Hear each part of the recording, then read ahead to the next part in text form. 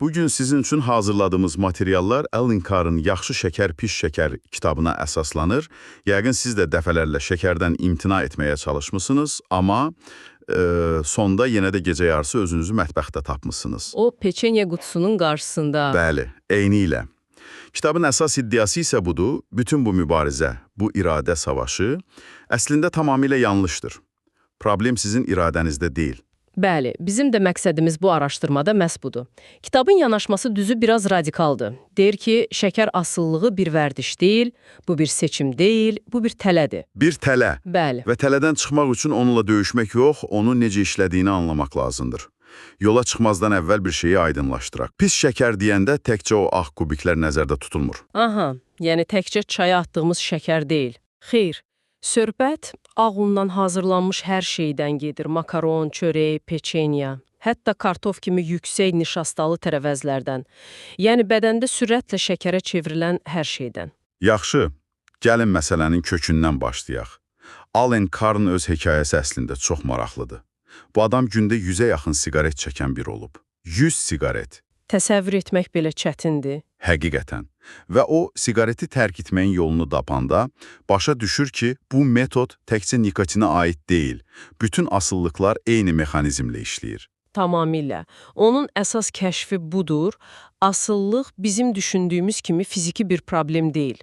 O daha çox psixoloji bir problemdir. Kitabda çox kəskin bir rəqəm var, deyir ki, asıllıq... 1% fiziki... Bəli, 1% fiziki, 99% isə psixoloji bir prosesdir. Bu, hər şeyi dəyişir. Bir dəqiqə. Bu çox heyrətamiz səslənir. Yəni siz şəkəri kəsəndə o narahatlıq, o titrəmə hissi ki olur, kitab deyir ki, o əslində problemin cüzi bir hissəsidir. Məhz belə. Əsl əzabımız başımızın üçündə.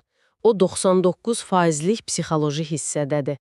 Bizim əsl mübarizəmiz bədənimizlə deyil, beynimizə yeridilmiş yanlış inanclarla aparılır. Hansı inanclar? Məsələn, stressdəyəm, bir şokolad yeyim düzələcək kimi. Eyni ilə. Şəkər mənə enerji verir, bu tort parçası mənim mükafatımdır. Bunların hamısı, necə deyim, bir illüziyadır. Metodun bütün məğzi bu illüziyaları bir-bir ifşa etməkdir. Və illüziya dağılanda. İstək də yox olur. İstək olmayanda isə iradəyə ehtiyac qalmır. Bu yanlış inancılar məsələsi məni birbaşa növbəti məqama gətirir. Beyin yuyulması. Kitabda çox cəsarətli bir fikir var. Deyir ki, biz sevdiyimizi düşündüyümüz qidaların çoxunu əslində özümüz seçməmişik. Bu necə ola bilər axı? Gəlin düşünək, ad günləri nə ilə qeyd olunur? Tortla. Uşaq yaxşı qiymət alanda ona nə verilir? Şirniyyat. Filmlərdə ayrılıq səhnəsində qəhrəman nə yeyir? Bir qutu dondurma. Aydındır. Bütün bu mesajlar şüur altımıza yeridilir. Şirniyyat bərabərdir, sevinç, mükafat, təsəlli. Heç kim bizə brokkolinin təsəlli verdiyini demir, elə deyil? Düzdür. Hətta ağ ölüm dediyimiz bir şey bizə mükafat kimi təqdim edilir. Bu dəhşətli bir proqramlaşdırmadır. İnanılmaz dərəcədə güclüdür. Yəni mən o peçenya qutusunu açıb özümə deyəndə ki, yalnız bir dənə yeyəcəm, amma sonra bütün qutunu bitirirəm, bu mənim iradəmin zəifliyi deyil. Kitaba görə xeyr. Bu, klassik əldə edilmiş zövq anlayışıdır. Məsələn, ilk dəfə içilən qəhvə və ya pivə. Çoxumuz üçün bu dadlar ilk dəfə xoşa gəlməz olur. Acı olur, bəli. Bu, bədənin təbii siqnalıdır ki, bu mənə lazım deyil. Amma biz ətrafa baxırıq, hamı zövqlə içir və düşünürük ki, yəqin problem məndədir, mən də bəyənməyi öyrənməliyəm. Və zamanla bu təbii instinkti boğuruq. Və zərərli olan bir şeyi bəyənməyə başlayırıq. Dəqiq. Bu, həqiqi zövq deyil. Bu, beyin yuyulmasının təntənəsidir. Siz şuurlu seçim etmirsiniz. Siz sadəcə proqrama əməl edirsiniz. Yaxşı, bu beyin yuyulması aydındır. Bəs bu proqram bizim bədənimizdə gündəlik olaraq necə işləyir? Məsələn, günorta saat 3-də o qəfil şirniyyat istəyi yaranır, ha? Aha. Orada əslində hansı proses gedir? Kitab, səhv etmərəmsə, bunu çox maraqlı bir bənzətmə ilə izah edir. Bəli, bu, kitabın ən yadda qalan hissəsidir. Kiçik bədheybət və böyük bədheybət. Gəlin aydınlaşdıraq, bunlar nədir? Kiçik bədheybət sizin bədəninizdə yaşayan fiziki asılılıqdır. Sonuncu dəfə şəkərli bir şey yeyəndən sonra qan şəkəri düşür və bu bədheybət oyanır. O, sizə çox zəif, demək olar ki, hiss olunmayan bir siqnal göndərir. Yüngül bir boşluq hissi kimi. Yəni o fiziki istək əslində o qədər də güclü deyil. Qətiyyən. Əgər beyninizdəki proqramlaşdırma olmasaydı, heç ona əhəmiyyət də verməzdiniz. Bəs bizi dəli edən, bütün fikrimizi bir dilin torta cəmləyən o güclü hiss nədir? O, böyük bədheybətdir. Bu, sizin beyninizdə yaşayan psixoloji asılılıqdır. Kiçik bədheybət o zəif siqnalı göndərən kimi, böyük bədheybət oyanır və qışqırmağa başlayır. Mən acımışam, mənə şəkər lazımdır, şəkər olmasa bədbəxt olacam. Bütün o panikanı yaradan odur deməli. Məhz o.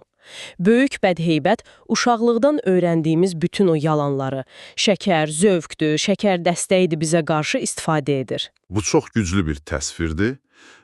Kitabda heroin asılları ilə bağlı bir müqayisə də var idi. Bu biraz sərt səslənir, amma mexanizmi anlamaq üçün çox vacibdir.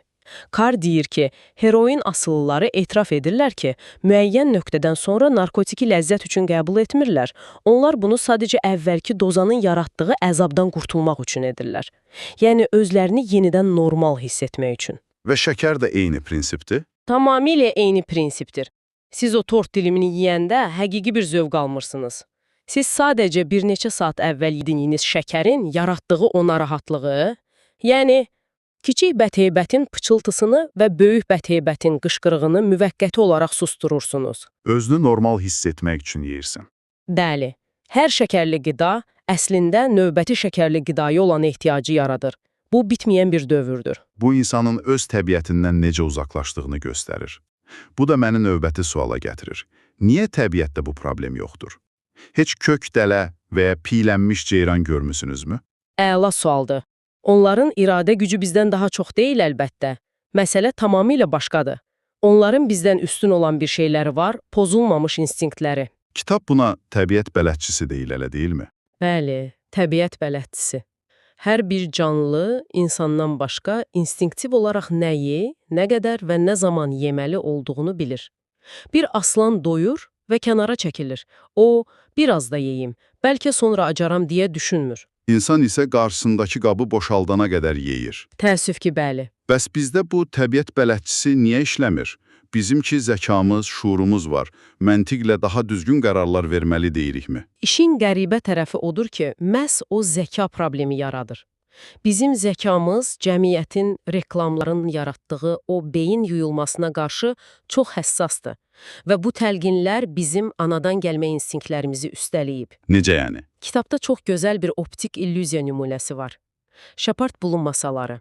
2 masa şəkli, biri uzun və dar, digəri enli və kvadrat görünür. Gözümüzə görə tamamilə fərqli ölçüdədirlər. Amma xətkeşlə ölçsəniz, görərsiniz ki, masaların üst hissələri tamamilə eyni ölçüdə və formadadır. Hətta bunu bildikdən sonra belə gözümüz bizi aldatmağa davam edir. Anladım. Deməli, şəkər asıllığı da belə bir şeydir.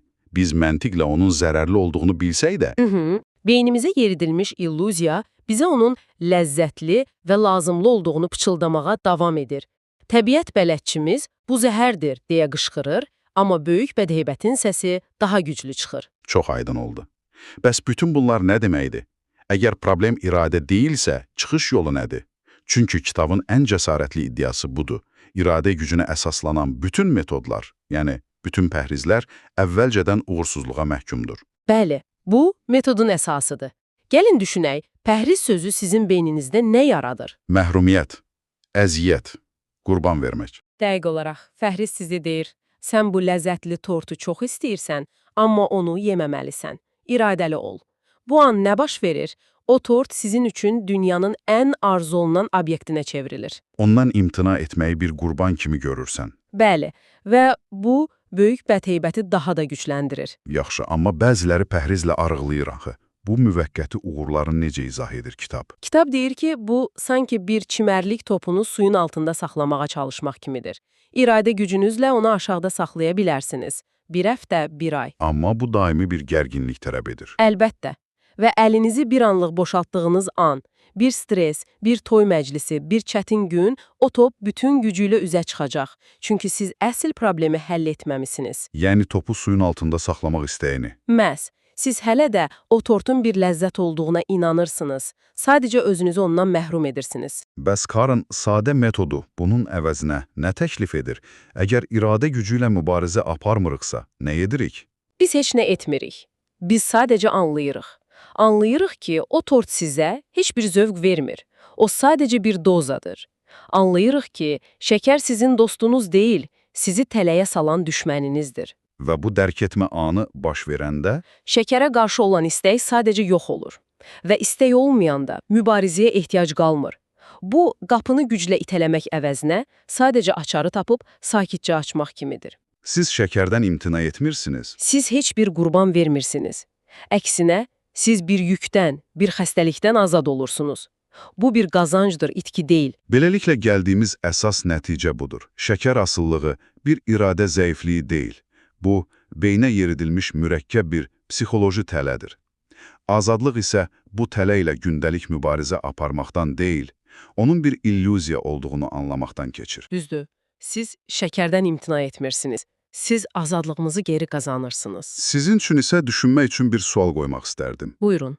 Kitab iddia edir ki, bizim əsl sevimli qidalarımız təbii məhsullarda bir şirin alma, yetişmiş çiyələk. Bəs, əgər bir şokoladlı tortdan aldığınız o partlayıcı zövq əslində bir dad təcrübəsi deyilsə, sadəcə olaraq elə həmin tortun özünün biraz əvvəl yaratdığı o narahatlıq hissinin müvəqqəti olaraq susturulmasıdırsa, necə? Bu, həqiqi zövqdürmü? Yoxsa sadəcə qaşınan yeri yenidən qaşıyıb bir anlıq rahatlamaq və sonra qaşınmanın daha da güclənməsini gözləməkdir?